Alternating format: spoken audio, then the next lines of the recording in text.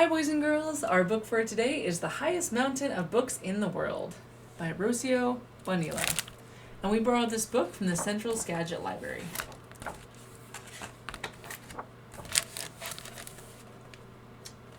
Lucas was convinced he was born to fly.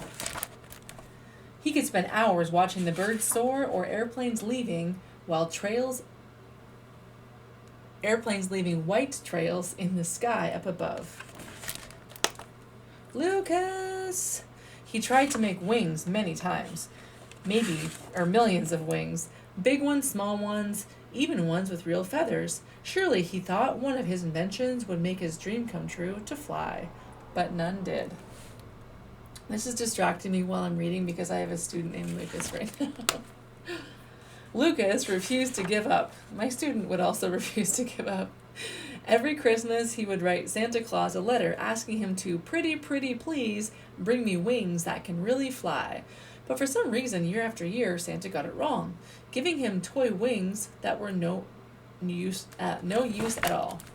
On his birthday, after blowing out the candles on his cake and making the same wish he'd made each and every birthday before, his mother said, "There are other ways to fly, Lucas," and she put a book in his hands.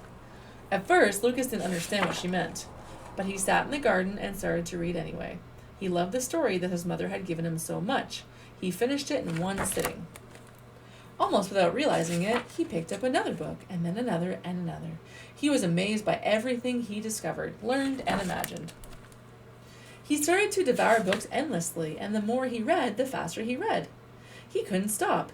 He soon finished all the books from his bookcase in the living room, and the books from his sister's room, too. More!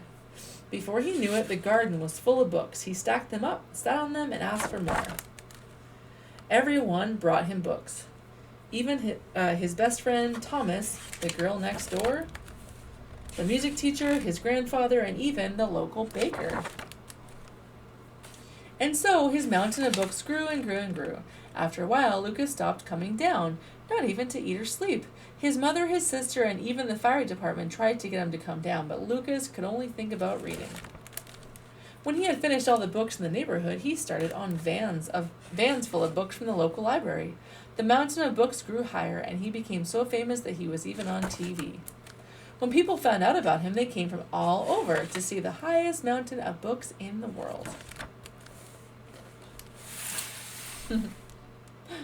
Lucas didn't notice anything. He just kept on reading.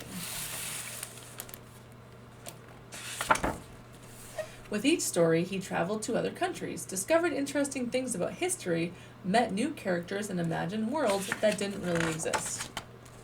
And then one day, all of a sudden, he understood what his mother meant.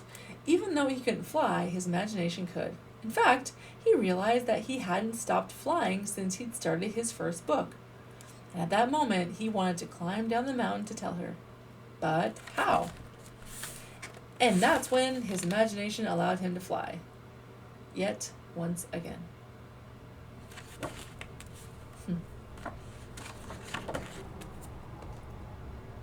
That's a great book. All right, boys and girls, we hope you enjoyed that book. Have a great day.